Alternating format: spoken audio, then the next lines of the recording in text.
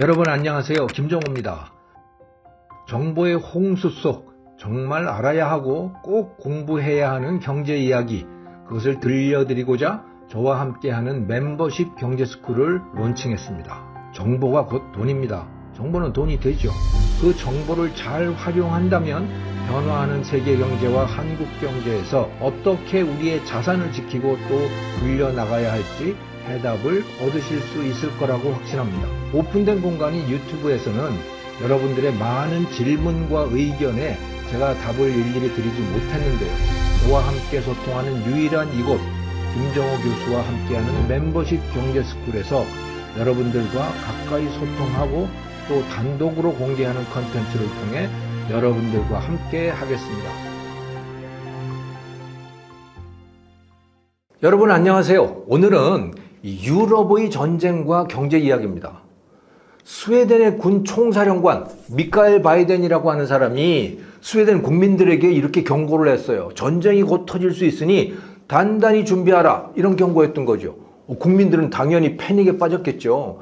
가장 평화롭던 나라가 스웨덴 아닙니까? 근데 최근 들어서는 뭐 조폭들이 설치고 이래서 뭐 좀 난감한 상황이 됐습니다만, 아무튼 스웨덴은 중립국이었단 말이죠. 그래서 어떤 전쟁에도 끼지 않겠다, 뭐 이런 입장을 견지하고 있었던 그런 나라인데, 근데 최근에 이제 나토에 가입을 했잖아요. 스웨덴의 총사령관이 전쟁을 경고한 거예요. 그럼 무슨 전쟁이겠습니까?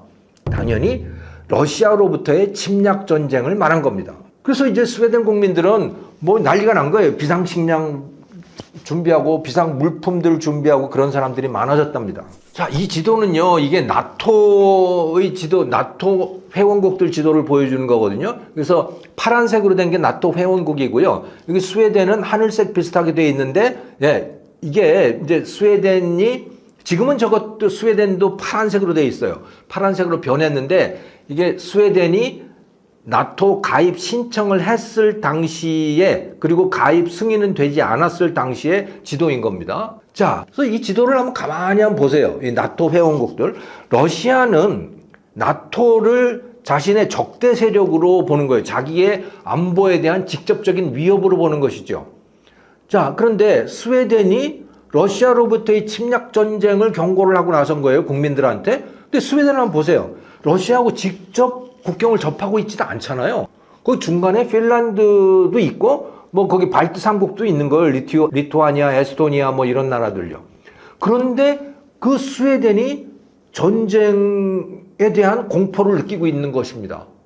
자, 그럴 정도면 직접 국경을 접하고 있는 나라, 핀란드, 에스토니아, 폴란드 뭐 이런 나라들은 얼마나 두렵겠습니까?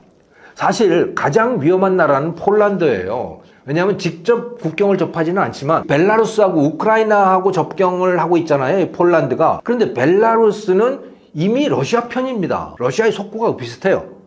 근데 지금 우크라이나를 침략을 했잖아요, 러시아가. 우크라이나가 만약에 러시아에게 넘어간다면, 그러면 폴란드는 러시아와 직접 국경을 접하게 되는 거예요, 러시아 군대하고.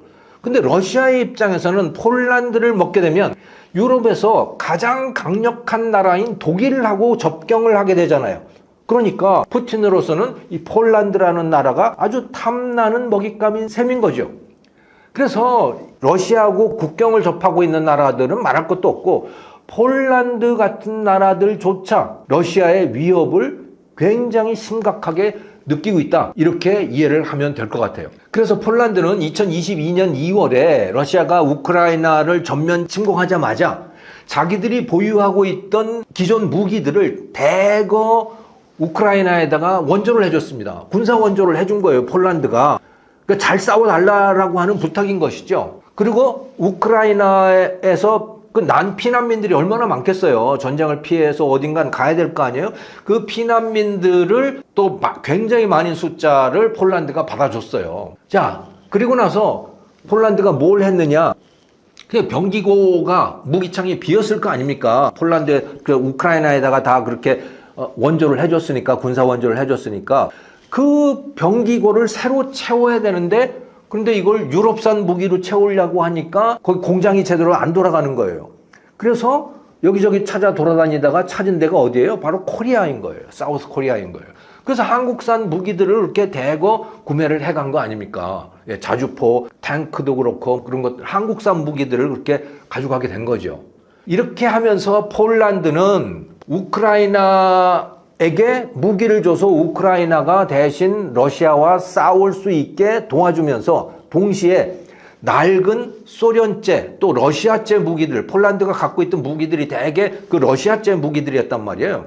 이것들을 다 비워버리고 그 대신에 나토 표준, 서방의 이 군사 표준에 맞는 거기에 상당히 호환이 되는 이 한국산 무기들로 채우게 되었던 것이죠. 그러니까 지금 유럽이 지금 완전히 비상 걸린 겁니다. 러시아 때문에. 자, 2022년 우크라이나 침공 이후에 유럽인들 이것은 이 러시아의 침략이 아주 피부로 느낀다고 해요.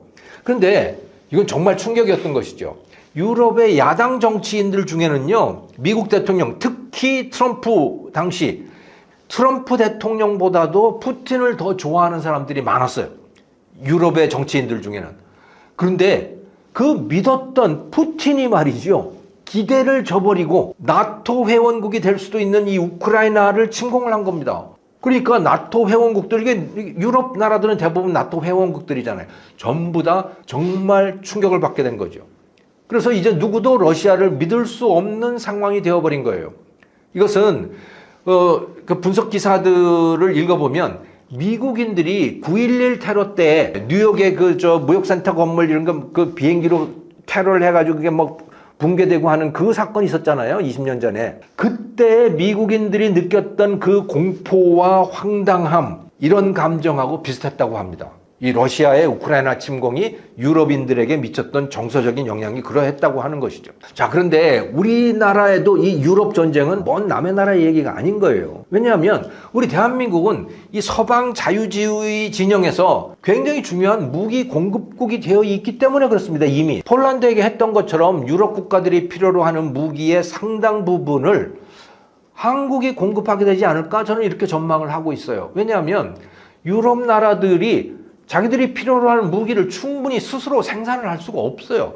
어딘가에서는 가져올 수밖에 없어요. 현재는 아니라고 하더라도 러시아의 위협이 점점 더 심각해지면 심각해질수록 무기는 필요하게 될 것이고 무기 수요는 늘어나게 되고 자기들 스스로는 생산하기가 어렵고, 그냥 어디서 가져오느냐 그것을 할 수 있는 최고의 공급자, 대한민국일 수밖에 없는 거죠.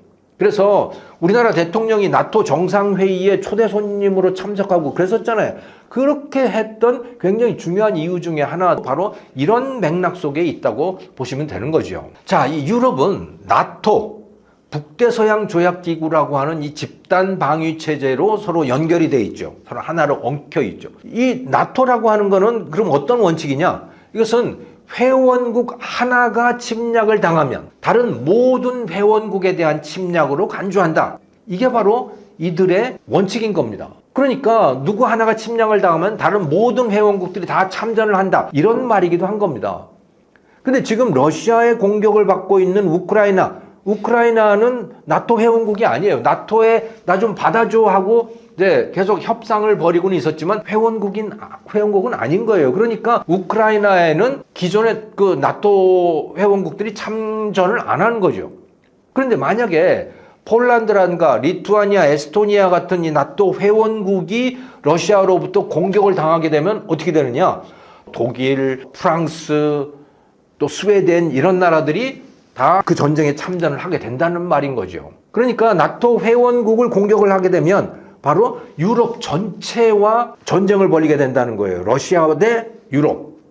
이런 전쟁이 되는 거죠. 그야말로 세계 전쟁이 되는 겁니다. 그런데요, 이 나토에서 사실 제일 중요한 역할을 해온 게 바로 미국이거든요. 사실 나토를 미국이 만들었죠. 이 트럼프가 너희들 돈 안 내면 나 나토에서 탈퇴할 거야? 이런 위협을 지난번에 심각하게 했었잖아요. 이번 11월 달에 미국 대통령 선거에서 트럼프가 다시 당선이 된다.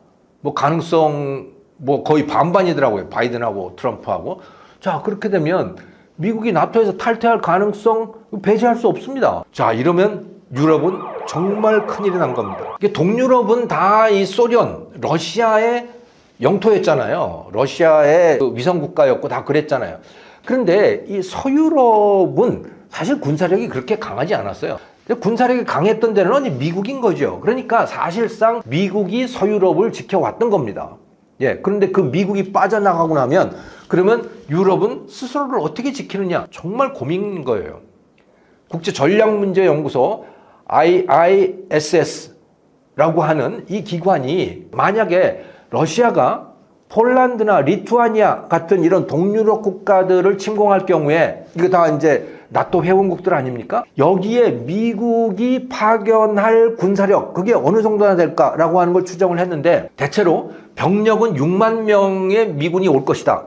탱크는 3,750대, 전폭기, 비행기, 스텔스기 이런 것들을 포함해서 전폭기는 264대가 올 것이다. 이 무기들 또 이 병력들은 다 최고의 스펙이 되겠죠. 미국이 이것을 이 동유럽에다가 배치를 할 거라는 거예요. 전쟁이 나게 되면. 사실상 이게 거의 대부분이라고 봐야 되는 거죠. 근데 이게 빠지고 나면요. 다른 나라들이 이것을 채운다? 독일이 이걸 채운다? 최근에 그 슈피겔이라고 하는 잡지, 독일 잡지를 보면요. 우리말로 하면 이거 당나라 군대야? 하고 조롱할 정도로 그 정도로 지금 독일 군대가 형편이 없어졌대요. 예전엔 독일 병정하면 2차 대전을 일으켰던 그 군대 아닙니까? 이제는 형편 없었다는 거예요. 그 독일 군대가 스스로 조롱할 정도로. 그런 군대들이거든요. 그러니까 오합지졸인 거죠. 거기다가 나라마다 다 지각각인 거예요. 그게 연합군으로서 도대체 되겠느냐? 그게 의심될 정도인데 미국이 빠지고 나면 정말 큰일인 겁니다. 그래서 이 IISS가 이제 이렇게 이야기를 하는 거예요.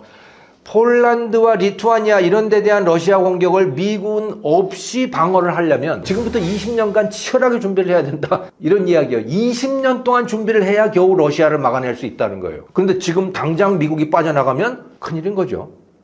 이 그래프는 세계 군사력 지수인데요. 세계 최강의 군사력? 당연히 미국이죠. 그 다음에 러시아, 중국, 인도 이런 순서입니다. 우리 대한민국 5위에 올라있더군요. 와, 대한민국 참 대단합니다. 우리나라가 이 군사력 면에서 또 방위산업 이런 것은 상당한 수준에 올라있는 거예요. 일본 7위예요. 그러니까 일본보다 우리가 강하다. 그런데 나토 회원국들을 한번 보세요. 네, 미국이 1위인데 미국도 나토 회원국이죠. 그 1위 미국이 빠지고 나면 그러면 자기들끼리 연합군을 형성을 해야 되는데 그 몇 년을 한번 보자. 영국은 몇이냐? 6위.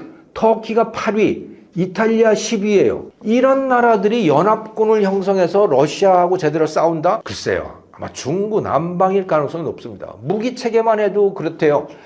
최근에 그 기사들을 보면 이런 기사가 나왔어요. 자, 영국의 전차 괜찮잖아요. 탱크 말입니다. 그 영국산 전차에다가 독일이나 미국산 포탄을 사용할 수 없답니다. 이게 안 맞는 거예요. 그러니까 사실 나토 표준이라고 하는 게 있긴 있는데 구체적으로 현장에 들어가 보면 이 무기 표준화조차도 제대로 안 되어 있다. 자, 그러니 이 연합작전이라고 하는 게 제대로 될 수 있을까? 여기에 대해서도 매우 의문인 것이죠. 오늘 유럽과 나토의 전쟁 그리고 경제 이야기 시청해 주셔서 감사합니다.